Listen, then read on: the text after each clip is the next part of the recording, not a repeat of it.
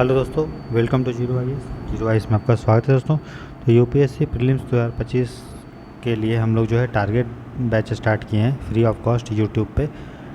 और हम लोग डेली जो है 15 क्वेश्चन कर रहे हैं। ठीक है, हम लोग का टारगेट है कि 5000 MCQ को हम लोग को करना है। तो धीरे धीरे क्वेश्चन का संख्या हम लोग बढ़ाते जाएंगे।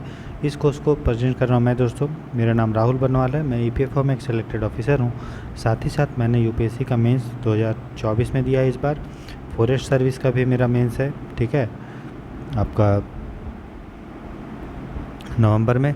और इसके पहले हमने 2020 में भी मेंस दिया है, और इसके पहले 2021 में हमने UPPCS का मेंस दिया है। ठीक है, तो ये क्लास आप देख सकते हैं जो हिंदी इंग्लिश दोनों में होगा, राइट। और आपको साथ साथ नोट्स भी बनाते रहना है जो इंपॉर्टेंट पॉइंट्स बताते जाएंगे। इसमें हम लोग सिर्फ आंसर डिस्कस नहीं करते हैं, बल्कि बाकी ऑप्शन क्यों गलत है और बाकी ऑप्शन किस चीज़ से रिलेटेड है उसके बारे में पूरा कम्प्रिहेंसिव एनालिसिस करते हैं। ठीक, तो भले क्वेश्चन हम लोग 15-20 ले रहे हैं शुरू में, लेकिन अब जब डिस्कशन देखेंगे तो आपको काफ़ी आपका नॉलेज जो बेस है वो बढ़ेगा और आपका 2025 एग्ज़ाम निकालने में बहुत मदद करेगा। मेरा खुद जो है मेरा ये यूपीएससी का एक्सपीरियंस है कि मेरा जो कट ऑफ जितना भी रहता है जनरल का, OBC का 1-2 नंबर का डिफरेंस रहता है, उससे मेरा हमेशा मार्क्स जो आता है प्रीलिम्स में वो लगभग 23 से 25 नंबर अधिक आता है। ठीक है, तो क्यों आता है? तो क्योंकि मैं जो है अच्छे से सारे चीज़ को गहराई में पढ़ता हूँ। वही चीज़ आपको जो है सिखाने की कोशिश कर रहा हूँ। तो आशा करते हैं कि ये जो कोर्स है, ये जो इनिशिएटिव मैंने फ्री ऑफ कॉस्ट यूट्यूब पर स्टार्ट किया है, ये आपके लिए फ्रूटफुल होगा। तो चलिए स्टार्ट करते हैं आज का क्लास। तो देखिए, हम लोग जो अभी टेस्ट सीरीज के रूप में 2024 में जो क्वेश्चंस आए थे उसका डिस्कशन कर रहे हैं। ये एक बार हो जाएगा डिस्कशन। हम लोग 15 क्वेश्चन कर लिए हैं, ठीक है। तो जो 100 क्वेश्चन हो जाएगा, फिर हम लोग जो है जितने भी मार्केट में अवेलेबल टेस्ट सीरीज हैं या खुद मेरे के द्वारा जो बनाए गए टेस्ट सीरीज है उसको हम डिटेल में स्टडी करेंगे। ठीक है, तो एक तरफ आप देख सकते हैं इंग्लिश में PDF है, दूसरी तरफ हिंदी में PDF है। दोनों मीडियम के बच्चे आसानी से पढ़ सकते हैं। फर्स्ट क्वेश्चन है, कंसिडर द फॉलोइंग स्टेटमेंट्स। निम्नलिखित कथनों पे विचार कीजिए। स्टेटमेंट 1 है, the atmosphere is heated more by incoming solar radiation than by terrestrial radiation. और स्टेटमेंट 2 है, carbon dioxide and other greenhouse gas in the atmosphere are good absorber of long wave radiation. सबसे पहले बोल रहा है कि जो हमारा वायुमंडल जो हीट होता है, गर्म होता है, वो बोल रहा है कि आने वाले इनकमिंग जो सूर्य है, ये हमारा पृथ्वी है, ठीक है, इसे जो सोलर रेडिएशन आ रहा है उसको इनकमिंग सोलर रेडिएशन बोलते हैं। ठीक है, और ये हमारा अर्थ सरफेस से टकराता है और कुछ एटमॉस्फेयर के द्वारा एब्जॉर्ब होता है, और वो फिर जब वापस जाता है बाहर, ठीक है, अर्थ से टकरा के जब वापस हमारा अंतरिक्ष में चला जाता है, एटमॉस्फेयर में चला जाता है, तो उसको हम लोग बोलते हैं आउट गोइंग सोलर रेडिएशन, मतलब जाने वाला सोलर रेडिएशन। तो जो हमारा इनकमिंग सोलर रेडिएशन होता है दोस्तों, उसका एनर्जी बहुत ही ज़्यादा होता है, तो आसानी से अर्थ का एटमॉस्फेयर में को क्रॉस कर लेता है, और उससे हमारा जो है पृथ्वी गर्म नहीं होता है ज़्यादा। पृथ्वी हमारा जो गर्म होता है, जो आउट गोइंग सोलर रेडिएशन होता है, जो पृथ्वी से टकरा के फिर वापस जब जाता है, उससे होता है। समझ में आ रहा है, राइट। और इसी हीट के कारण इसी को ग्रीन हाउस इफ़ेक्ट भी बोलते हैं, क्योंकि बहुत अर्थ में के एटमॉस्फेयर में बहुत सारे ऐसे गैसेस होती है, जैसे मीथेन है, कार्बन डाइऑक्साइड है, वो सूर्य के प्रकाश को पकड़ के रख लेता है जब वो पृथ्वी से टकरा के वापस जाती है तब, तो जिसके कारण हमारा पृथ्वी गर्म रहता है। अगर ये हमारा ग्रीन हाउस इफेक्ट नहीं होगा तो हमारा पृथ्वी का जो टेम्परेचर है वो -16 डिग्री सेल्सियस के आसपास हो जाएगा।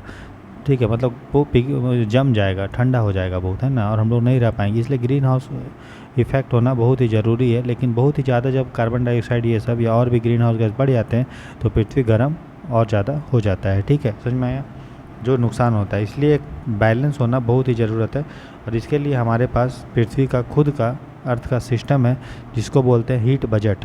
ठीक है, हीट बजट बोलते हैं, जिसके बारे में हम ये अभी आपको बताएंगे। लेकिन हीट बजट भी डिस्टर्ब हो जाता है जब आदमी के द्वारा, ह्यूमन के द्वारा निकले हुए ग्रीन हाउस गैस का अमाउंट जो होता है वो बढ़ जाता है। ठीक है, तो पृथ्वी जो हमारा गर्म होता है वो टेरेस्ट्रियल रेडिएशन, मतलब पृथ्वी जो छोड़ता है, पृथ्वी से जो टकराता है सूर्य का प्रकाश, फिर जो वापस जब जाता है तो उसको टेरेस्ट्रियल रेडिएशन बोलते हैं।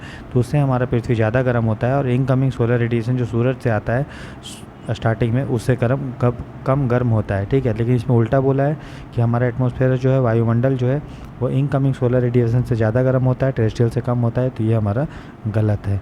ठीक है, फिर बोल रहा है कि नेक्स्ट है कि कार्बन डाइऑक्साइड और भी ग्रीन हाउस गैस है, गुड एब्जॉर्बर है। हाँ, सही बात है। ये जो सूर्य के प्रकाश आते हैं पृथ्वी से टकराता है, फिर टकरा के जब वापस जाता है तो हमारा ये अर्थ पृथ्वी है, सूर्य का प्रकाश आया, टकराया, फिर यहाँ पे एक लेयर होता है ग्रीन हाउस गैसों का, CO2 ये सब का, तो वो पकड़ लेता है, जाने नहीं देता, फिर वापस इस रे को भेज देता, हमारा पृथ्वी गर्म हो जाता है। ठीक है, इसीलिए हम लोग फोकस कर रहे हैं ग्रीन हाउस गैसेस के अमाउंट को कम करने का, जो पेरिस एग्रीमेंट और बाकी क्योटो प्रोटोकॉल ये सब में बात की जा रही है, तो ये एकदम सही है। ठीक है, तो इसका आंसर क्या होगा? कथन जो फर्स्ट है वो गलत है, इनकरेक्ट है, और कथन 2 जो है वो सही है, तो आंसर हो जाएगा इसका D।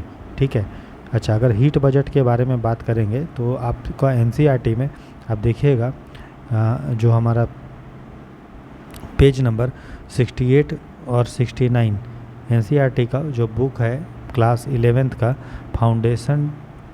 Fundamental of physical geography है ना, फिजिकल ज्योग्राफी का फंडामेंटल, पेज नंबर 68-69 में आपका हीट बजट दिया हुआ है, हीट बजट। ठीक है, ये आपका मेंस का भी टॉपिक है और प्रीलिम्स का भी टॉपिक है, तो आपका काम ये है कि हीट बजट को अच्छे से पढ़ लेना। हीट बजट में बस ये बताया गया है कि जितना पृथ्वी में रेडिएशन आता है सूर्य के द्वारा उतना टकरा के वापस चला जाता है नेचुरल केस में।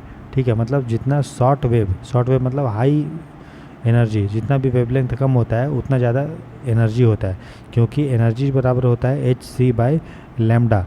एनर्जी बराबर, तो h मतलब हो गया कांस्टेंट है, c मतलब वेलोसिटी हो गया, और लैम्डा हो गया वेवलेंथ। तो जितना वेवलेंथ ज़्यादा होगा तो उतना ये ज़्यादा होगा, ये वाला पॉइंट, उतना हमारा एनर्जी कम होगा, और जितना एनर्जी कम होगा उसको हम लोग बोलेंगे शॉर्ट वेव है। शॉर्ट वेव मतलब वेवलेंथ कम है, इसलिए जो सूर्य से प्रकाश आता है उसका वेवलेंथ कम होता है तो एनर्जी क्या होगा? ज़्यादा, इसलिए वो सूर्य अर्थ के एटमॉस्फेयर को क्रॉस कर जाता है। लेकिन वही जब पृथ्वी से टकराता है तो उसका वेवलेंथ कम हो जाता है और फिर वो लॉन्ग वेव बन जाता है, और लॉन्ग वेव से ही हमारा जो है हीट होता है।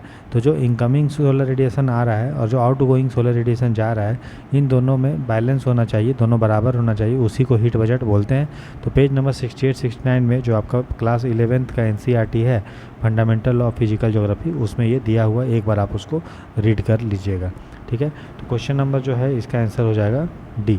नेक्स्ट क्वेश्चन देखते हैं, बोल रहा है कि कंसीडर द फॉलोइंग स्टेटमेंट, निम्नलिखित कथनों पे विचार कीजिए। Thickness of the troposphere at the equator is much greater as compare to poles. बोल रहा है कि जो भूमध्य रेखा इक्वेटर पर क्षोभ मंडल की मोटाई ध्रुवों की तुलना में बहुत अधिक होती है, और दूसरा है at the equator heat is transported to greater height by strong convectional current. ठीक है, तो देखो हमारा जो पूरा एटमॉस्फेयर है उसको हमने अलग अलग लेयर में बांटा है। सबसे पहले बोलते हैं ट्रोपोस्फेयर। ठीक है, 0 से लेकर लगभग 13 किलोमीटर तक हमारा ट्रोपोस्फेयर होता है, जिसको बोलते हैं क्षोभ मंडल। ठीक है, फिर होता है स्ट्रेटोस्फेयर, जिसको बोलते हैं समताप मंडल। फिर होता है मिसोस्फेयर, फिर होता है आयनोस्फेयर, आयन मंडल। तो 0 से 13 किलोमीटर, 13 से लगभग 50 किलोमीटर, 50 से 80 किलोमीटर, और 80 से लगभग 100 किलोमीटर या 120 किलोमीटर के आसपास ऐसा होता है। तो जो हम बादल देखते हैं, सारा चीज़ जो होता है वो क्षोभ मंडल में होता है। ठीक है, स्ट्रेटोस्फेयर में बादल नहीं होता है, इसीलिए यहाँ पे आपका फ्लाइट ये सब उड़ता है, एरोप्लेन ये सब उड़ता है। और स्ट्रेटोस्फेयर में ही आपका ओजोन लेयर भी होता है, जो हार्मफुल अल्ट्रावायलेट रेस से हम लोग को बचाता है। ठीक है, आयन और मिसोस्फेयर का उतना कुछ खास काम नहीं है। मिसोस्फेयर जो होता है यहाँ पे टेम्परेचर बहुत तेज़ी से घटता है, और ये सबसे ठंडा लेयर है जो वो मिसोस्फेयर है। आयनोस्फेयर में आयन्स होते हैं, इसीलिए इसका प्रयोग हम लोग सैटेलाइट कम्युनिकेशन ये सब में करते हैं। और उसके बाद एक्सोस्फेयर होता है, और फिर जाके अंतरिक्ष शुरू हो जाता है, ठीक है, यूनिवर्स या आउटर स्पेस शुरू हो जाता है। ठीक है, तो इस तरह से है।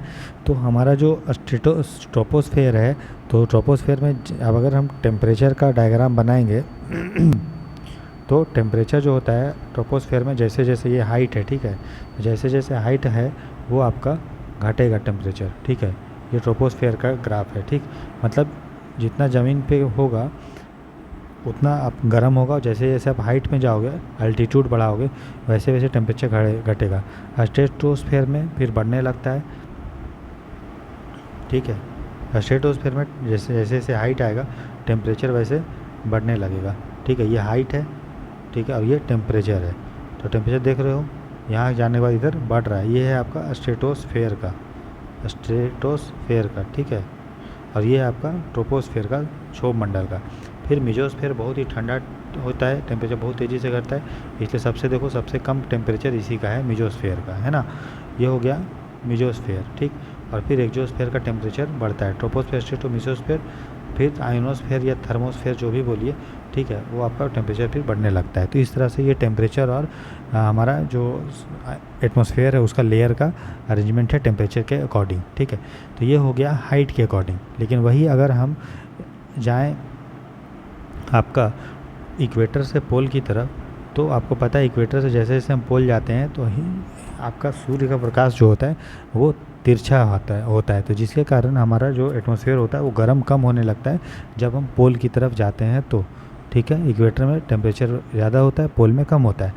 और इसलिए कम होता है क्योंकि एक तो सूर्य का प्रकाश कम गिर रहा है, तिरछा गिर रहा है पोल में, और दूसरा जिसके कारण ज़मीन जो होता है कम गर्म होता है। तो इसीलिए चूँकि ज़मीन कम गर्म होगा तो आपका ज़मीन से जो हीट निकलेगा जिसको कन्वेक्शन करंट बोलते हैं वो कम होता है, ठीक है। और वहीं इक्वेटर में गर्म अधिक होने के कारण जो कन्वेक्शन करंट होता है वो अधिक निकलता है। इसीलिए जो ट्रोपोस्फेयर है उसका जो हाइट है वो आपका ज़्यादा होता है इक्वेटर में, क्योंकि जाहिर सा बात है कहाँ तक हवा उठेगा, जब तक गर्म हवा मिलते रहेगा नीचे से तब तक वो उठते रहेगा, ठीक है।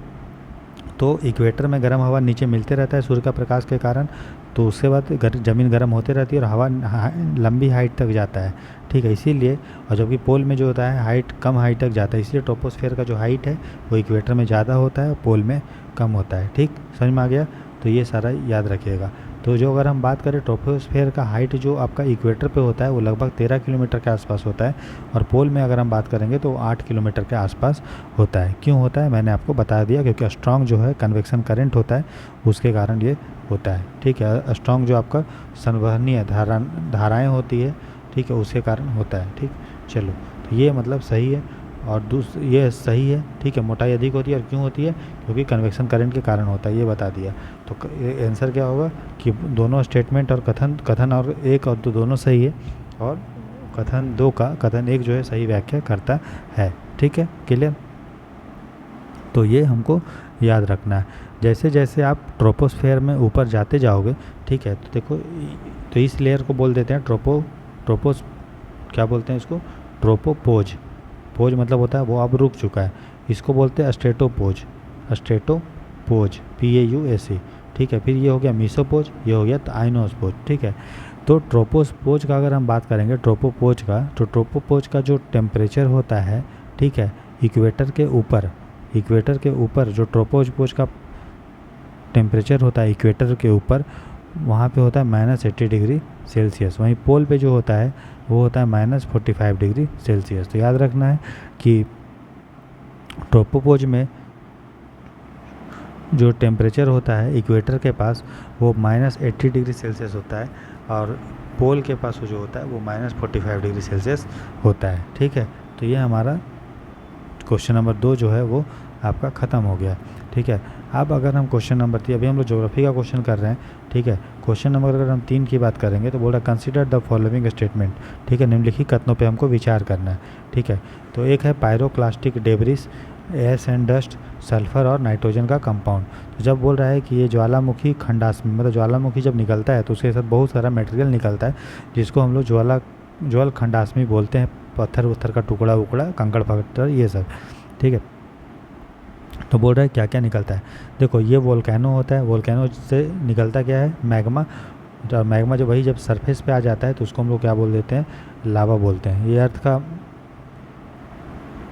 अर्थ का नीचे क्या है? क्रस्ट है, ठीक है। फिर मेंटल होता है और फिर कोर होता है। तो मेंटल से जब मटेरियल निकलता है मैग्मा, फिर ये सरफेस पे जब आता है तो उसको लावा बोल देते हैं, ठीक है। लावा हम लोग उसको बोल देते हैं, और उसके साथ बहुत सारा चीज़ निकलता है जिसमें डस्ट वस्ट हो गया, नाइट्रोजन, सल्फर, ये सारा चीज़ निकलता है, ठीक है। तो आंसर क्या होगा? बोला कितने प्रोडक्ट निकलते हैं? तो सभी 4 प्रोडक्ट जो है वो आपका निकलता है, ठीक है, राइट। तो जो मेंटल जो होता है, आपको पता है कि जो हमारा क्रस्ट जो होता है दोस्तों, ठीक है, लोअर क्रस्ट और अपर मेंटल को हम लोग बोलते हैं लिथोस्फेयर। हमारा जो क्रस्ट होता है और अपर जो मेंटल होता है, ठीक है, उसको बोलते हैं लिथोस्फेयर। और उसी लिथोस्फेयर जो होता है अलग अलग टुकड़ों में रहता है, उसी को बोलते हैं प्लेट। और यही जो लिथोस्फेयर होता है वो एक मेंटल पे फ्लोट करता है, ठीक है, उसको हम लोग बोल देते हैं एस्थेनोस्फेयर। क्या बोलते हैं? एस्थेनोस्फेयर। तो जो हमारा लिथोस्फेयर होता है जिसमें आपका क्रस्ट और अपर मेंटल आता है, और लिथोस्फेयर का जो होता है अलग अलग टुकड़ों से बना होता है जिसको प्लेट बोलते हैं। तो यही लिथोस्फेयर या यही प्लेट जो होता है वो एस्थेनोस्फेयर, जो एक प्लास्टिक मटेरियल मतलब एक सेमी फ्लूइड टाइप का होता है, उसी के ऊपर फ्लोट करता है, और आपस में जब प्लेट टकराते हैं तो उसी से जो है भूकंप आता है, वोल्केनो जाता है, जैसा हमने प्लेट टेक्टोनिक में आपको पढ़ाया था, और आगे भी क्वेश्चन आएगा तो डिटेल में हम आपको बताएंगे। ठीक है, तो सारा चीज़ जो है वो इससे निकलता है, इसलिए आंसर हो जाएगा ऑल 4। क्लियर? चलिए, इसके अलावा क्लोरीन हो गया, हाइड्रोजन, बहुत सारा चीज़ निकलता है, क्योंकि अर्थ में के अंदर क्या क्या है वो बहुत लोगों को नहीं पता है। तो वोल्केनो से के द्वारा जब वो चीज़ निकलता है तो हमें पता चलता है अच्छा ये भी चीज़ है। ठीक है, तो बहुत सारा एलिमेंट, बहुत सारा मेटल, ये सब निकलता है। इसीलिए आप देखोगे जहाँ जहाँ वोल्केनो जाता है और वो फिर ठंडा होकर जब जम जाता है तो मेटालिक एरिया बन जाता है, जैसे डेक्कन प्लेट है जहाँ पे बहुत सारा मेटल्स आपको और नॉन मेटल ये सब मिलेगा, है ना। और इसलिए छोटा नागपुर प्लेटू भी देखिए, वो भी आपका इसी से बना हुआ है ना। वो उसमें भी आपको देखो अंश दिखेगा, क्योंकि छोटा नागपुर प्लेटू जो है वो भी आपका डेक्कन प्लेटू का पार्ट है। मेघालय प्लेटू, तो लगभग जितने प्लेटू होते हैं उसमें वो वोल्केनोज की इरप्शन से बनता है, और जिसके कारण बहुत सारा उसमें मेटल नॉन मेटल आपको दिखेगा। इसलिए बहुत सारी metallic industry, non metallic industry इन एरिया में होती है। आगे पढ़ते हैं। Which of the following is are correct inference या inferences from isothermal maps in the month of January. जनवरी माह में जो समतापी रेखा मानचित्रों से प्राप्त कौन से निष्कर्ष सही है? देखो, आइसोथर्मल क्या होता है? आइसो मतलब होता है सेम, सम मतलब सेम, और थर्मल मतलब टेम्परेचर। तो ऐसा पॉइंट, मान लो ये हमारा पृथ्वी है और यहाँ का टेम्परेचर सेम है, यहाँ का सेम है, यहाँ का सेम है, यहाँ का सेम है। तो जब एक लाइन बनाते हैं हम लोग, ड्रॉ कर लेते हैं, सेम टेम्परेचर वाले पॉइंट को जब मिला लेते हैं तो उसको हम लोग आइसोथर्म बोला जाता है। ठीक है, समतापी, समझ में आया? तो आइसोथर्म अगर आप देखेंगे पृथ्वी का, ठीक है, अगर जनवरी के महीने में देखेंगे तो ये हमारा मान लीजिए नॉर्थ अमेरिका है, ठीक है, ये हमारा यूरोप है, एशिया है, ठीक है, और ये अफ्रीका है, ये साउथ अमेरिका है। तो जब आइसोथर्म आप जनवरी के महीना में दोस्तों देखोगे, जनवरी का मतलब महीना मतलब नॉर्दर्न हेमिस्फेयर में, उत्तरी गोलार्ध में वो ठंडा रहेगा और दक्षिणी गोलार्ध में वो क्या रहेगा? गर्म रहेगा। इसलिए आप देखोगे कि दिसंबर जनवरी के महीना में ऑस्ट्रेलिया में गर्मी रहता है और वहाँ पे क्रिसमस मनाया जाता है। वहीं ठंडा में अगर हम बात करेंगे, दिसंबर के महीना में, जनवरी के महीना में ठंड रहता है। ठीक है, तो जनवरी के महीना में जो आइसोथर्म होता है वो समुद्र पे, ठीक है, समुद्र पर अगर हम बात करेंगे तो नॉर्थ की तरफ जो है वो डेविएट होता है। ठीक है, अगर आइसोथर्म अगर समुद्र की तरफ हम बात करेंगे तो समुद्र की तरफ ऐसे करके डेविएट, मतलब ये नॉर्थ है तो नॉर्थ की तरफ डेविएट होगा। और अगर हम वही ज़मीन पे देखेंगे तो साउथ की तरफ है। ठीक है, देखो साउथ की तरफ, ये साउथ की तरफ इधर मुड़ रहा है, पानी में जाएगा नॉर्थ की तरफ और समुद्र पानी और ज़मीन में जाएगा साउथ की तरफ। ठीक है, समझ में आया? तो हमको ये ध्यान रखना है। ठीक, क्लियर है? तो जनवरी के महीना में जो हमारा आइसोथर्म होता है वो याद रखना क्या है कि नॉर्थ होता है ओशियन की तरफ और साउथ होता है आपका समुद्र की तरफ, यही मतलब द्वीप की तरफ, कॉन्टिनेंट की तरफ, लैंड की तरफ। ठीक है, और इसको याद करना है तो ऐसे याद कर लो कि देखो ठंड के समय में सूरज कहाँ पे होता है आपका? ये आपका पानी है, ठीक है, ये ज़मीन है, कॉन्टिनेंट मतलब ज़मीन, ये ज़मीन है। ठीक है, तो सूर्य का प्रकाश जो होता है उतना नहीं पड़ता है, जिसके कारण हमारा ज़मीन है वो बहुत ही ठंडा रहता है। ठीक है, ज़मीन ही बहुत ठंडा रहता है। लेकिन वही अगर पानी की तरफ, पानी में गर्म होता है तो पानी, ये जो टेम्परेचर है, मान लो यहाँ पे 25 डिग्री सेल्सियस है, तो वो टेम्परेचर जो आपको दिखेगा पानी में वो यहाँ पे नहीं दिखेगा, थोड़ा दूर दिखेगा पोल की तरफ, क्योंकि पानी जो होगा पोल यहाँ वाला गर्म होगा। इसके कंपेयर में यहाँ का पानी गर्म होगा, क्योंकि ज़मीन जो होता है वो जल्दी ठंडा, जल्दी गर्म होता है। और चूँकि नॉर्दर्न हेमिस्फीयर में दिसंबर जनवरी में ज़मीन ठंडा होता है, इसलिए पानी उसके कंपेयर में गर्म होगा। तो पानी यहाँ पे अगर 25 डिग्री है तो यहाँ पे आपको 25 मिलेगा, इसलिए आइसोथर्म ऐसे जा रहा है, दिख रहा है। उसके बाद ये फिर ज़मीन आ गया, फिर ऐसे आइसोथर्म हो जाएगा, फिर ज़मीन आ गया, फिर ऐसे होगा। मतलब हम कहना ये सिखा रहे हैं कि जनवरी के महीना में जो हमारा आइसोथर्म होगा, अब ये चूँकि पानी है तो पानी में देखो नॉर्थ की तरफ मुड़ गया, पोल की तरफ मुड़ गया। वहीं अगर हम ज़मीन में देखेंगे तो वो किधर मुड़ गया? साउथ की तरफ मुड़ गया है, ठीक है। तो ये थोड़ा हमको ध्यान रखना है, क्लियर है। तो जनवरी के महीना में ऐसा होता है, याद रखिएगा। क्यों, कैसे याद रखना है हमने आपको समझा भी दिया, ठीक है। तो बोल रहा है कि isotherm deviate to the north over the ocean, सही है, and to the south over the continent, ये सही है। समतापी रेखाएं महासागर के ऊपर उत्तर की ओर और जो हमारा महाद्वीप के ऊपर दक्षिण की ओर विचलित हो जाती है, तो ये एकदम सही है। नेक्स्ट बोल रहा है the presence of cold ocean current, Gulf Stream and North Atlantic drift makes the North Atlantic ocean colder then the isotherm bends towards the north. अभी हमने बताया कि आइसोथर्म जो है बेंड नॉर्थ की तरफ होता है, लेकिन यहाँ पे जो कोल्ड ओशियन करंट है, ये बताइए कोल्ड ओशियन करंट होता है क्या गल्फ स्ट्रीम में? नहीं ना, वार्म ओशियन करंट है ना। तो जो वार्म ओशियन करंट है और जो हमारा नॉर्थ अटलांटिक ड्रिफ्ट है, ये सब वार्म है, नॉर्थ अटलांटिक ओशियन, उसके कारण हमारा क्या होता है, ठीक है, उसके कारण हमारा क्या होता है कि हमारा जो नॉर्थ अटलांटिक ओशियन है वो कोल्डर नहीं होता है, वार्मर होता है ना। जैसे आप देखेंगे ये हमारा अमेरिका है, ठीक है, और ये गल्फ स्ट्रीम जब ऐसे जाती है तो ये गर्म होती है, तो फिर एक धारा इसका गर्म वाला इधर चला जाता है, ठीक है, उसको बोलते हैं हम लोग नॉर्थ अटलांटिक ड्रिफ्ट करंट, ठीक है। तो कोल्ड ओशियन करंट नहीं, वार्म ओशियन करंट के कारण ये हमारा जो नॉर्थ अटलांटिक ओशियन है वो कोल्डर नहीं हो जाता है, गर्म हो जाता है ना। क्योंकि गल्फ स्ट्रीम गर्म है तो उसी का एक शाखा ये इधर जाता है, यहाँ का टेम्परेचर को गर्म कर देता है। इसीलिए आप सुने होंगे हमारा जो यूरोप है उसका वेस्ट वाला जो पोर्शन है, यहाँ पे जो पोर्ट है, यहाँ बंदरगाह है, वहाँ पे हमेशा बर्फ़ पिघला होता है। वहीं जब आप उसी के सेम लाइन में अगर इधर जाओगे, रसिया की तरफ जाओगे, ठीक है, तो वहाँ आपको चूँकि गल्फ स्ट्रीम का ये वाला जो नॉर्थ अटलांटिक ड्रिफ्ट करंट है, ठीक है, उत्तरी अटलांटिक अपवाह करंट है, ये वहाँ नहीं होती है। इसीलिए रूस के आसपास जो बंदरगाह होते हैं वहाँ पे बर्फ़ जो है जमा रहता है, ठीक है। इसीलिए ये जो क्वेश्चन था कि हमारा the presence of cold ocean current, cold नहीं होगा, वार्म होगा, गल्फ स्ट्रीम तो ठीक है, नॉर्थ अटलांटिक ठीक है, makes the North Atlantic ocean colder नहीं वार्मर, इसलिए ये गलत है। और isotherm bend toward the north, ये तो सही है, लेकिन बाकी जो इसने तर्क दिया वो गलत है, ठीक है, इसलिए ये स्टेटमेंट गलत हो गया। सही उत्तर चुनना है हमको, तो आंसर चुनना बोला कौन सा करेक्ट है, तो करेक्ट कौन सा है, सिर्फ हमारा 1 ही जो है वो करेक्ट है, ठीक है। तो याद करना क्या है कि ठंड के मौसम में, जनवरी के मौसम में आइसोथर्म जो होता है आपका नॉर्दर्न हेमिस्फीयर में ओशियन की तरफ मूव करता है और कंटिनेंट की तरफ, द्वीप की तरफ, मतलब जो लैंड की तरफ, साउथ की तरफ मूव करता है, ठीक। चलिए आगे देखते हैं क्वेश्चन नंबर 5। बोल रहा है कि which of the following countries are well known as the 2 largest cocoa producer in the world. बोल रहा है जो कोकोआ प्रोड्यूसर होते हैं, कोको से चॉकलेट बनता है, ये सारी चीज़ें, तो कौन सा उत्पादक है, इसको आप एलिमिनेट करके भी बना सकते हैं। सबसे पहले देखो कोकोआ जो है वो आपका ट्रॉपिकल है, उष्ण कटिबंधीय जो है फसल है, ठीक है, पेड़ वेड़ सब है ना, जाहिर सा बात ये ट्रॉपिकल इंडिया में मिलेगा। अब देखो अल्जीरिया, मोरक्को, ये तो भाई डेजर्ट एरिया के लिए फेमस है ना, मोरक्को, अल्जीरिया, लीबिया, टूनिसिया, इजिप्ट, ये डेजर्ट है ना, राइट, तो ये तो नहीं होगा, तो ये वाला चला गया। फिर है बोट्सवाना और नामीबिया। बोट्सवाना और नामीबिया जो है ये आपका जो है यहाँ पे ये फेमस है आपका किसके लिए, ये फेमस है गोल्ड के लिए, डायमंड के लिए, है ना, तो ये भी जो है वो गलत है।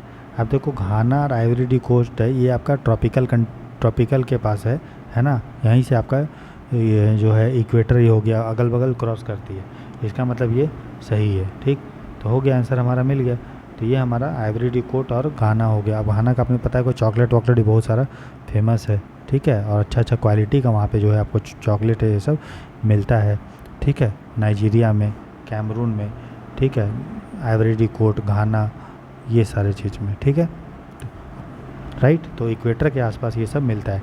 मैडागास्कर ये सब जो है आपको पता है ये हमारा अफ्रीका है, तो यहाँ पे आपका मैडागास्कर है और यहीं पे आपका क्या है, मोजाम्बिक। तो वो सारा जो चीज़ है वो इसके लिए फेमस नहीं है, ठीक है। और यहाँ से इक्वेटर जाओ, इक्वेटर तो यहाँ से क्रॉस करती है, ये तो बहुत नीचे हो गया, तो ये भी नहीं होगा, ठीक है। तो जहाँ से इक्वेटर क्रॉस करता है वहीं पे आपको ट्रॉपिकल जो वेजिटेशन है वो सारा चीज़ मिलेगा, जिसमें कॉफ़ी हो गया, कोकोआ हो गया, वो सारा चीज़ आपको रहेगा, ठीक है। चलिए आंसर हो जाएगा 5 का सी। अब देखते हैं क्वेश्चन नंबर हम लोग 6, ठीक है।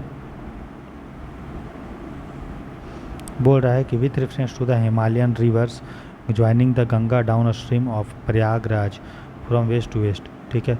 तो बोल रहा है कि गंगा को जो प्रयागराज से के बाद से अगर हम देखेंगे तो पश्चिम से पूर्व की ओर कौन सी नदियाँ मिलती है, मतलब ये हमारा गंगा है तो पहले कौन सी नदी मिली, फिर कौन से, फिर कौन से, फिर कौन से, इस तरह से हमको बताना है।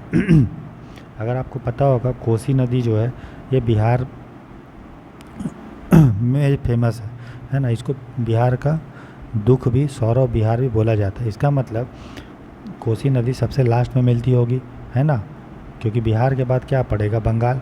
बंगाल में महानंदा ये सब होती है नदी, राइट। इसका महानंदा तो दिया नहीं है, इसीलिए हमारा जो ऑप्शन होगा, ठीक है, इसलिए क्या होगा, हमारा जो ऑप्शन होगा वो होगा ऑप्शन सी और डी तो नहीं होगा, बचा ए और बी, ठीक है। तो अगर हम गंगा नदी का बात करेंगे तो गंगा नदी में सबसे पहले जो नदी मिलती है वो नाम है आपका गोमती। तो गोमती नदी सबसे पहले मिलती है, ठीक है। फिर मिलती है इससे घाघरा, घाघरा, ठीक है। अभी सब एक एक नदी के बारे में बात करते हैं। फिर मिलती है गंडक, फिर मिलती है कोसी, ठीक है, और फिर मिलती है लास्ट में महानंदा, राइट। तो ये हमें ध्यान रखना है।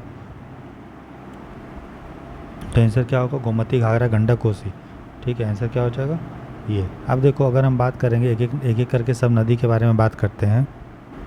तो अगर हम गोमती नदी के बारे में बात करेंगे तो जो गोमती नदी है दोस्तों, ये आपका उत्तर प्रदेश से निकलती है, ठीक है। उत्तर प्रदेश में एक ताल है जिसका नाम है गोमत ताल। ताल मतलब झील टाइप का समझ लो, इसको फुलहर झील भी बोलते हैं, फुलहर या फुलहार झील बोलते हैं, ठीक है। ये जो पीलीभीत जिला है, ठीक है ना, जो आपका वहाँ पे नेशनल पार्क ये सभी फेमस है, ठीक है। तो पीलीभीत जिला यूपी से निकलती है और जाके ये लखनऊ में भी क्रॉस करती है और बनारस के पास जो है ये गंगा नदी को फ्लो होती है। इसलिए आपने सुना होगा लखनऊ में कौन सी नदी है, तो गोमती नदी है। ये भी क्वेश्चन जो है मैच करने दे सकता है, वो भी ध्यान रखेंगे। और गंगा में ये बनारस के पास मिल जाती है, ठीक है। अगर आपको हम घाघरा नदी का बात करेंगे, ठीक है, तो जो घाघरा नदी है ये आपका हमारा माप चुंगो ग्लेशियर जो है, माप चाचुंगो जो हमारा ग्लेशियर है चाइना में, ठीक है, वहाँ से ये आपका तिब्बत के आसपास ये निकलती है, ठीक है। उसके बाद इस नदी में 3 नदी मिलती है, जिसके एक का नाम है टीला, सेटी, बेरी। तो टीला, सेटी और बेरी नदी जो है इससे मिलती है। उसके बाद ये जो है शीश पानी करके एक जगह है, शीश पानी, तो शीश पानी करके जगह पे वहाँ पे एक दर्रा का निर्माण करती है, गौर्ज का निर्माण करती है, गौर्ज का निर्माण करती है। और उसके बाद ये नदी काली नदी के रूप में, या इसको काली नदी भी बोलते हैं, काली गंगा भी बोलते हैं, ठीक है। काली नदी या काली गंगा नदी जो है एक नदी है जो नेपाल में बहती है, इंडिया और नेपाल का बॉर्डर बनाती है। तो काली नदी या काली गंगा जो है घाघरा नदी में आके मिलती है और फिर घाघरा जो है गंगा में छपरा में मिलता है। छपरा एक जिला है, सिवान छपरा आपने सुना होगा। तो वहाँ पे जो है गंगा नदी से हमारा घाघरा नदी मिलती है और उससे पहले काली नदी जो है या काली गंगा आपका घाघरा में मिलती है। तो ये हो गया घाघरा नदी के बारे में। वहीं अगर हम गंडक नदी का बारे में बात करेंगे तो गंडक नदी में 2 नदी मिलती है। गंडक नदी नेपाल हिमालय है वहाँ से निकलती है, ठीक है, धौलागिरी जो है और माउंट एवरेस्ट के बीच से निकलती है, ठीक है। और इसमें गंडक नदी में 2 नदियों का मिलन होता है, ठीक है। एक है काली गंडक, काली गंडक, राइट, और दूसरा है त्रिशूल गंगा, त्रिशूल गंगा। तो त्रिशूल गंगा और काली गंडक मिलती है आपका गंडक नदी में और फिर जाके गंडक नदी का निर्माण होता है और ये नेपाल से जो है निकलती है माउंट एवरेस्ट और धौलागिरी के बीच में। और फिर ये जो है हम चंपारण जो ज़िला है, ठीक है, चंपारण जो ज़िला है वहाँ से गंगा के प्लेन में घुसती है और जो पटना के पास एक सोनपुर जगह है, सोनपुर, जहाँ सोनपुर का मेला भी लगता है जो पशु के लिए फेमस है, वहाँ पे ये गंगा नदी में मिल जाती है, ठीक है। तो ये हो गया आपका गंडक के बारे में। अगर हम कोसी के बारे में बात करेंगे तो कोसी को बिहार का शोक भी कहा जाता है, सौरव बिहार, ठीक है। और ये तिब्बत में जो हमारा माउंट एवरेस्ट है, नेपाल में है वैसे, तो माउंट एवरेस्ट के नॉर्थ में, माउंट एवरेस्ट के नॉर्थ में क्या है, तिब्बत, चाइना है, तो तिब्बत में ये निकलती है, ठीक है। और इसका मेन जो धारा है वो है अरुण नदी। तो अरुण नदी जो है वो मुख्य धारा है किसका, कोसी नदी का, ठीक है। उसके बाद कोसी नदी जो होती है वो बिहार में घुसती है, ठीक है। और यहाँ पे सप्त कोसी का निर्माण करती है, जब बहुत सारी नदियाँ, अरुण नदी और भी बहुत सारी नदी से मिलती है। और जो कटिहार जिला है बिहार का, कटिहार, ठीक है, कटिहार जो जिला है बिहार का, वहाँ पे ये जाके गंगा नदी में मिल जाती है, ठीक। और ये अपना डायरेक्शन बहुत चेंज करती है, क्योंकि बहुत सारा गाद लेके ये आती है, सेडिमेंट लेके आती है, तो सेडिमेंट इसके रास्ते में आ जाता है, जिसके कारण इसको अपना डायरेक्शन चेंज करना पड़ता है, ठीक है। और इसलिए ये बिहार में का शौक है, क्योंकि बाढ़ बहुत लेके आती है, पता नहीं चलता है सबको कि डैम कहाँ बनाएंगे। अभी डैम बनाओगे फिर अगला बार वो चेंज कर लेगी, तो हमारा इंफ्रास्ट्रक्चर भी बेकार होगा। इसलिए बिहार में इसको बिहार का शौक, इसको भारत का शौक, बिहार में इसको शौक कहा जाता है, ठीक है। समझ में आया? तो जो आंसर हो गया मैंने आपको बता दिया, बी है। और डिटेल में हमने सब नदी के बारे में भी आपको बता दिया, ठीक है। क्वेश्चन नंबर आपका जो है 7 है, ठीक है। आपका काम ये है कि नोट्स ज़रूर बनाइएगा, ठीक है। नहीं तो सिर्फ वीडियो देखने से काम नहीं होगा, वीडियो देख के नोट्स बना लो, फिर कभी रिवाइज करना हो तो बार बार दोबारा वीडियो देख लो, लेकिन नोट्स पे ज़्यादा फोकस करना। नोट्स बना के लोगे तो आपको काम बहुत आसान हो जाएगा, मज़ा आएगा एग्जाम में निकालने में, ठीक है। बोल रहा है कंसिडर द फॉलोइंग स्टेटमेंट, निम्नलिखित कथनों पे विचार कीजिए। Rainfall is one of the reason for weathering of rocks.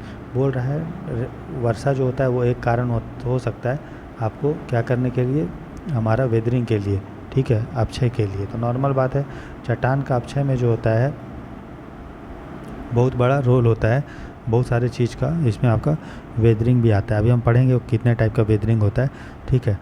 तो ये चीज़ है, ये सही है। नेक्स्ट बोल रहा है कि नदी के पानी में आपका कार्बन डाइऑक्साइड होता है, तो हो सकता है, कोई बड़ी बात नहीं है। और कार्बन डाइऑक्साइड जो होता है वो आपका पानी से मिल के कार्बोनिक एसिड बनाता है, और चूँकि एसिड बन गया तो वेदरिंग वो कर देगा, ठीक है।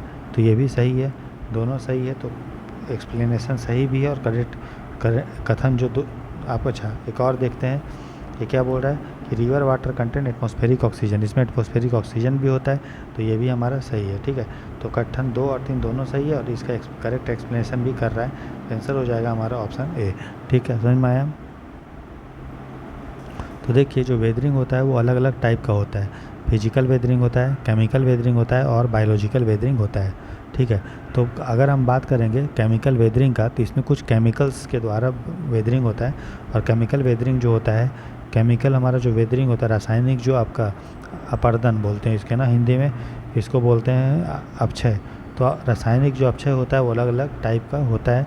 जैसे एक होता है सॉल्यूशन, विलेयन बोलते हैं इसको।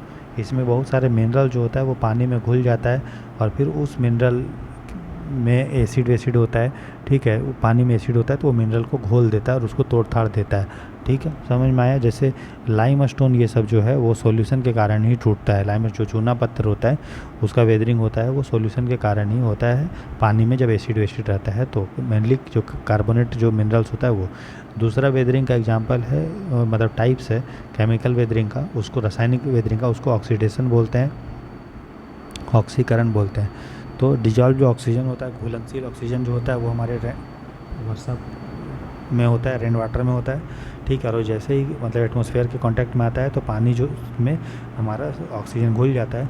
और मेनली जो आयरन मिनरल्स होते हैं जिसमें आयरन होता है उसके वेदरिंग के लिए ये इम्पोर्टेंट होता है, ठीक है, ठीक है। तो आयरन ऑक्साइड को में इसका रोल होता है उसका वेदरिंग में, ठीक है, Fe2O3 या फिर Fe3O4। और सॉल्यूशन किस में हमको मैंने बताया था, लाइम स्टोन में के चट्टानों में वेदरिंग कराता है, ठीक है। तीसरा जो वेदरिंग का है, केमिकल वेदरिंग का टाइप्स, वो है ऑर्गेनिक एसिड के द्वारा वेदरिंग। ऑर्गेनिक एसिड के द्वारा भी वेदरिंग होता है। बहुत सारे एसिड, बहुत सारे पत्थर होते हैं, उसमें कुछ कुछ बैक्टीरिया होते हैं, वो प्लांट को तोड़ते हैं, और ये बैक्टीरिया जो होता है कुछ एसिड को जनरेट करता है, तो उसके लिए वो ऑर्गेनिक एसिड बनाता है, ठीक है। तो ये हो गया हम लोग का वेदरिंग के बारे में। इसके अलावा फिजिकल वेदरिंग भी होता है, तो जब फिजिकल वेदरिंग का क्वेश्चन आएगा तो हम लोग उसको डिस्कस करेंगे। अभी हमने केमिकल वेदरिंग को अच्छे से आपको बता दिया। तो ऑक्सीडेशन होता है, ठीक है, सॉल्यूशन होता है, और ऑर्गेनिक एसिड के द्वारा होता है, ठीक है। क्वेश्चन नंबर 8 देखते हैं। बोल रहा है कि कंसिडर द फॉलोइंग स्टेटमेंट। देखिए डेली जो है ना अभी शुरू में हम लोग 10-10 क्वेश्चन करेंगे ताकि आप पे भी बर्डन ना हो, और जैसे जैसे प्रीलिम्स नज़दीक आएगा वैसे वैसे हम लोग इसको बढ़ाते जाएंगे, ठीक है। और जो बच्चे बीपीएससी का क्लास कर रहे हैं उनके लिए जो मतलब फॉर्म भरे हैं, ठीक है, और जो चाहते हैं कि 17वीं बीपीएससी निकालना जिसमें लगभग 2000 सीट आया है, तो जिसको भरना है बीपीएससी वो भर सकता है। 2000 सीट आया है, बहुत ज़्यादा है, ठीक है। उसका डेट अभी शायद 18 तारीख तक है, देख लीजिएगा, चेक कर लीजिएगा, फॉर्म भर दीजिएगा जिसको भरना है। और जो उसका तैयारी हम फ्री ऑफ कॉस्ट यूट्यूब पे कंप्लीट पढ़ा रहे हैं। डेली हम लोग उसमें 100 क्वेश्चन डिस्कस कर रहे हैं टेस्ट सीरीज में। इतना अगर आप कर लोगे, 60 दिन बचा हुआ है, तो आपकी तैयारी बहुत अच्छी हो जाएगी, ठीक है। बोल रहा है कंसिडर द फॉलोइंग कंट्री, निम्नलिखित देशों पे विचार कीजिए। फिनलैंड है, जर्मनी है, नॉर्वे है, रसिया है। तो बोल रहा है 4 देश दिया हुआ है और किन देशों का बॉर्डर जो है वो नॉर्थ सी के साथ हमारा है। तो देखिए एक तो देखो रसिया तो 100% होगा, राइट। आपको पता है नॉर्थ सी को लेकर उसका विवाद भी होता है ना, समझे कि नहीं समझे। तो अगर हम नॉर्थ सी के बारे में बात करेंगे तो नॉर्थ सी जो होता है वो आपका नॉर्दर्न यूरोप में है और ये अटलांटिक ओशियन का भाग है, ठीक है। कौन कौन सा देश है, तो ये नॉर्थ सी अगर हो गया तो इधर आपका यूनाइटेड किंगडम है, फिर इधर आपका नॉर्वे है, ठीक है, ये डेनमार्क हो गया, ठीक है। फिर उसके बाद इधर आपका जर्मनी हो गया, ठीक है, बेल्जियम हो गया, फ्रांस हो गया, ठीक है, नीदरलैंड हो गया। ये सब जो है कंट्रीज़ में शामिल हैं, समझ में आया।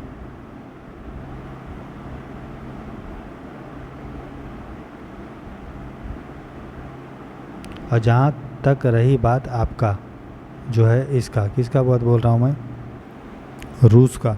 तो रूस जो है वो नॉर्थ सी को नहीं करता, वो ब्लैक सी ये सबको करता है, ठीक है। रूस तो बहुत दूर पड़ेगा, है ना। तो जो कंट्री है वो है आपका जर्मनी और नॉर्वे। फिनलैंड ये सब भी नहीं करता है क्योंकि फिनलैंड थोड़ा अंदर चला जाएगा, ठीक है, वो नहीं होगा। और बाकी नीदरलैंड है, डेनमार्क है, स्वीडन है, नॉर्वे है ना, फ्रांस है, यूनाइटेड किंगडम है। तो ये हमारा नॉर्वेजियन सी है, ठीक है, ये नॉर्थ सी है, ठीक है, ये यूनाइटेड किंगडम है, और ये फ्रांस है, ये बेल्जियम है। तो आप देख रहे हो ना, ये बेल्जियम, उसके ऊपर है नीदरलैंड, और ये हमारा नॉर्थ सी है, तो उसके साथ बॉर्डर टच कर रहा है। ये आपका ब्रिटेन है, ये भी कर रहा है, इधर नॉर्वे है, ये भी कर रहा है, इधर स्वीडन है, वो भी थोड़ा सा करेगा, ठीक है। जर्मनी यहाँ पे थोड़ा सा निकला हुआ है, तो आपका जर्मनी भी कर लेगा, डेनमार्क भी कर लेगा, लेकिन रूस ये सब जो है वो नहीं करता है, ठीक है। और यहीं पे आपका 8 डिग्री चैनल है, 8 डिग्री चैनल जो आपका यूनाइटेड किंगडम मतलब ब्रिटेन और फ्रांस के बीच में है, ठीक है, ठीक, क्लियर। तो ये ध्यान रखना है। आंसर हो जाएगा इसका जर्मनी, नॉर्वे। ये सब न्यूज़ में था, नॉर्थ सी उस साल न्यूज़ में था, ठीक है, पिछले 6, 7, 8, 10 महीना से न्यूज़ में रहा है। तो इसलिए टेंशन की बात नहीं है कि मैप से कुछ भी पूछता है, जो न्यूज़ में रहेगा वही पूछेगा। जैसे अभी अगर हम बात करेंगे, अगर क्वेश्चन प्रेडिक्ट आपको करना है तो आप देखो रसिया, यूक्रेन आप अच्छे से देख लेना, ठीक है, मालदीव्स का अच्छे से देख लेना। और ये मैं डेली आपको न्यूज़पेपर एनालिसिस जो था इंडियन एक्सप्रेस का जो करा रहा हूँ, उसमें हम ये सब कवर आपको कर रहे हैं। तो जो बच्चे पूरा कंप्लीट प्रिपरेशन जीरो चाहते हैं 2025 का करना, तो ज़रूर जीरो आइए चैनल को लाइक से सब्सक्राइब कीजिए और देखिए उसका कंटेंट, देखिए आपको बहुत पसंद आएगा क्योंकि सारा चीज़ सिस्टमेटिक तरीका से हम लोग कर रहे हैं, ठीक है। डेली न्यूज़पेपर एनालिसिस होता है, डेली प्रीलिम्स का क्वेश्चन डिस्कशन होता है, डेली मेंस का क्लास होता है, बीपीएससी का क्लास होता है ना। तो सारा चीज़ आपका एक प्लेटफॉर्म पे मिल जाएगा, कहीं और कुछ करने की ज़रूरत नहीं है। उसी तरह से ईरान का मैप और इजराइल का मैप मतलब वेस्ट एशिया का मैप जो है आप अच्छे से देखिएगा। तो ये कुछ इंपॉर्टेंट टॉपिक है जो आपको देखना चाहिए मैप में, और वो हम लोग डेली बेसिस पे कर भी रहे हैं, ठीक है। तो आंसर हो जाएगा इसका बी। आगे देखते हैं, क्वेश्चन नंबर हमारा 9 है, पूरा कंसिडर द फॉलोइंग इन्फॉर्मेशन, ठीक है, निम्नलिखित जो है सूचना पे विचार आपको करना है, ठीक है। तो एक तरफ जो आप देखोगे अब देखो यूपीएससी का नया पैटर्न हो रहा है चेंज, कि पहले वो 2 चीज़ को मैच करने देता था, लेकिन अब 3 टेबल 3 कॉलम दे दिया है, ठीक है। पहले 2 ही होता था, लेकिन अब 3 है, तो इसलिए उसके लिए भी हमको तैयार होना, तीनों में तीनों सही हो तभी हम ऑप्शन 1 या 2 या 3 सही होगा। जैसे अगर हम बात करें धुआंधार वाटरफॉल का, ठीक है, तो जो धुआंधार वाटरफॉल है दोस्तों, ये आपका है मध्य प्रदेश में, ठीक है। और मालवा का पठार कहाँ है, ये आपका एमपी, यूपी और राजस्थान के बॉर्डर वाला जो एरिया है वहाँ है, समझ में आया। और जबलपुर उससे बहुत दूर है ना, समझ में आ रहा है। इसीलिए ये वाला जो नर्मदा नदी पे है धुआंधार, ये सही है, लेकिन वो मालवा में नहीं है, ठीक है, समझ में आ रहा है।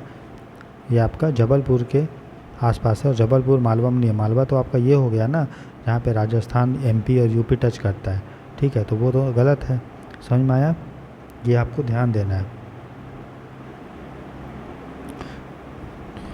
ठीक है दोस्तों।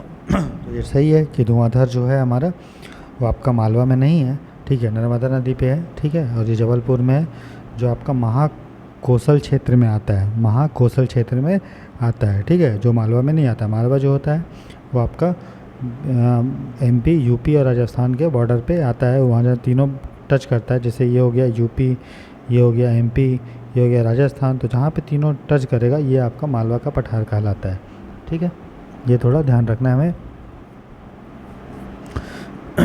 चलिए, अगर महाकोशल क्षेत्र के बारे में बात करेंगे तो मान लीजिए महाकोशल क्षेत्र है, तो महाकोशल क्षेत्र के नॉर्थ में, महाकोशल क्षेत्र के नॉर्थ में आपका विंध्य की पहाड़ी है, विंध्य पहाड़ी, ठीक है, और विंध्या के नॉर्थ में आपका मालवा है। तो महाकोशल ये हो गया, उसके बगल में नॉर्थ में विंध्या है, फिर उसके बगल में अगर हमारा मालवा है, और महाकोशल क्षेत्र में अगर आपका ये है तो ये मालवा में तो नहीं हो सकता है ना, धुआंधार, तो ये चीज़ है, ठीक है।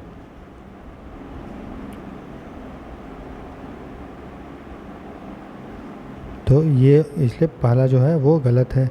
दूसरा देखते हैं, आप बोल रहा है कि हुंडरू जो है वो छोटा नागपुर में है, सुवर्णरेखा, तो हुंडरू जलप्रपात झारखंड में है, रांची में, ठीक है, सुवर्णरेखा नदी पे है, ठीक है, ये सही है। और ये रांची प्लेटू में है, ठीक है, और रांची जो प्लेटू है वो आपका छोटा नागपुर प्लेटू का भाग है, ठीक है, तो ये सही है, कोई इसमें डाउट नहीं है, ठीक है। अगर हम सुवर्णरेखा नदी के बारे में बात करेंगे तो रांची पठार से, रांची प्लेटू से झारखंड में निकलती है और वेस्ट बंगाल और उड़ीसा का बाउंड्री बनाती है सुवर्णरेखा नदी। इसका नाम ही है सुवर्णरेखा। यहाँ पे गोल्ड का पार्टिकल्स पहले मिलता था, अभी भी थोड़ा थोड़ा मिलता है, इसलिए सुवर्णरेखा, स्वर्ण का मतलब होता है नदी, तो इस मतलब सुवर्ण मतलब होता है सोना, ठीक है, तो ये चीज़ है। उसके बाद ये जाके बे ऑफ बंगाल में मिल जाता है और गंगा और महानदी के बीच में एक एस्चुरी का निर्माण करता है, ठीक है, जैसे कि आपका गंगा नदी है, ये महानदी है, तो उसके बीच में एक एस्चुरी का निर्माण करता है। कौन सा नदी? सुवर्णरेखा नदी। सुवर्णरेखा नदी झारखंड से निकल के वेस्ट बंगाल उड़ीसा का बॉर्डर बनाती है और आपका जो है महानदी और गंगा के बीच में एस्चुरी का निर्माण करती है, ठीक है, ये थोड़ा ध्यान रखना है हमको। उसके बाद नेक्स्ट है कि गेरसोप्पा, तो गेरसोप्पा जो है ये आपका नेत्रावती नदी नहीं है, श्रावती नदी है, ठीक है, ये आपका बहुत ही ऊंचा जलप्रपात है, कर्नाटक में है, शिमोगा जो जिला है वहाँ पे है।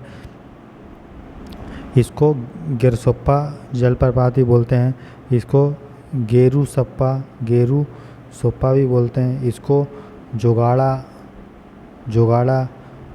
गुंडी भी बोला जाता है, ठीक है। तो नेत्रवती नदी है, कौन नदी है? श्रावती नदी है, ठीक, कर्नाटक में। तो बोल रहा है कितने इन्फॉर्मेशन करेक्टली मैच्ड है, कितने? तो एक ही हमारा मैच, सेकंड वाला, तो आंसर होगा ओनली 1, ठीक है। तो जो श्रावती नदी है, अगर हम इसका बात करेंगे तो ये आपका जो है वेस्टर्न घाट से निकलती है और फिर अरेबियन सी में जाके मिल जाती है, और उसी में आपका कर्नाटक में जो हमारा जलप्रपात है उसका नाम है गेरसोप्पा या जोगड़ा गुंडी या गेरुसोप्पा, ठीक है। तो आंसर इसका सिर्फ सेकंड वाला सही है, इसलिए आंसर होगा ओनली 1। उसके बाद क्वेश्चन नंबर 9 देखते हैं। फिर से सेम पैटर्न पे क्वेश्चन पूछा है, 3 टेबल वाला, ठीक है। तो आप देखिए, पूरा निम्नलिखित सूचना पे विचार कीजिए, ठीक है। तो एक तरफ हमारे पास क्षेत्र है, दूसरे तरफ पर्वत श्रृंखला का नाम और फिर पर्वत का प्रकार, ठीक है। तो यहाँ पे देखो क्षेत्र तो सेंट्रल एशिया, ठीक है। तो देखिए अगर हम बात करेंगे सेंट्रल एशिया में, तो सेंट्रल एशिया में कौन सा देश आता है? वही सब जो कजाकिस्तान, किर्गिस्तान, ताजिकिस्तान, तुर्कमेनिस्तान, वो सारा चीज़। अगर हम वोसगास का बात करेंगे तो वोसगास दोस्तों यूरोप में है, सेंट्रल एशिया में नहीं है, इसलिए ये वाला गलत होगा। और वोसगास जो है वो फोल्ड माउंटेन नहीं है, वो है आपका ब्लॉक माउंटेन। ब्लॉक माउंटेन होता है तब बनता है जब आपका प्लेट के बीच में वर्टिकल डिस्प्लेसमेंट होता है, जैसे कोई चीज़ ऐसे था, बीच का एरिया जो है नीचे गिर गया, तो इस तरह से बन गया, तो इसको तो हम बोलेंगे ये वाला पोर्शन ब्लॉक माउंटेन है, इसको बोलते हैं हॉर्स्ट, HORST, ठीक है। इसको बोलते हैं गैबन, GABBEN। तो जो नीचे वाला पोर्शन उसको गैबन बोला जाता है, GABBEN, और ऊपर वाला पोर्शन को हॉर्स्ट बोला जाता है, ठीक है। तो जो बोस्कास है वो आपका सेंट्रल एशिया में नहीं, वो यूरोप में है, और वो फोल्ड माउंटेन नहीं है, ब्लॉक माउंटेन है, ठीक है। वल्लित पर्वत नहीं है, वो आपका भ्रंशोस्त या फिर ब्लॉक माउंटेन, इसलिए ये गलत हो गया। वहीं अगर हम आल्प्स की बात करेंगे तो आल्प्स जो है वो आपका यूरोप में है, ये तो ठीक है, लेकिन वो ब्लॉक माउंटेन नहीं है, वो फोल्ड माउंटेन है, इसलिए ये भी वाला गलत है। अगर अपलेशियन माउंटेन का बात करेंगे जो नॉर्थ अमेरिका में है, ठीक है, ये हमारा नॉर्थ अमेरिका है, तो यहाँ पे आपका अपलेशियन माउंटेन है, ठीक है, तो फोल्ड माउंटेन है, ये एकदम ठीक है। और साउथ अमेरिका में जो एंडीज है वो भी फोल्ड माउंटेन है। हिमालय की बात करेंगे एशिया में, ठीक है, वो भी आपका फोल्ड माउंटेन है। जो हम साउथ अमेरिका में एंडीज का बात करेंगे वो फोल्ड माउंटेन है। नॉर्थ अमेरिका में रॉकी का बात करेंगे या फिर अपलेशियन का बात करेंगे, वो सब भी आपका क्या है, वल्लित पर्वत है, फोल्ड माउंटेन है, ठीक है, समझ में आया, क्लियर है। तो ये आपको ध्यान रखना है।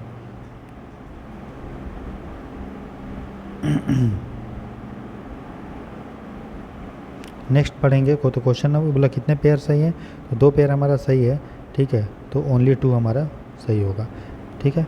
तो हमने जो है इसी तरह से हम लोग ये क्या करेंगे ना, अभी स्टार्टिंग में थोड़ा थोड़ा क्वेश्चन करेंगे 10-10 क्वेश्चन का, ताकि आप पे बर्डन ना हो। और लेकिन डिस्कशन जो हम करा रहे हैं आप देखेंगे थोड़े गहराई में हो रहा है, तो आपका नोट्स बनाइए ज़रूर, ठीक है। तो थोड़ा थोड़ा करते जाएंगे, धीरे धीरे बढ़ाते जाएंगे। और टारगेट है 5000 क्वेश्चन प्रीलिम्स में करने का। प्रीलिम्स में अभी समय भी है, मई में है, तब तक हम आसानी से जो है 5000 से ऊपर क्वेश्चन कर लेंगे, ठीक है। तो कल फिर मिलते हैं, फिर से हम लोग 10-15 क्वेश्चन करेंगे। तब तक के लिए अपना ख्याल रखिए, अच्छे से मन लगा के पढ़िए। गॉड ब्लेस दोस्तों, गुड नाइट, टेक केयर। और चैनल पर नए हैं तो लाइक से सब्सक्राइब जरूर कीजिए।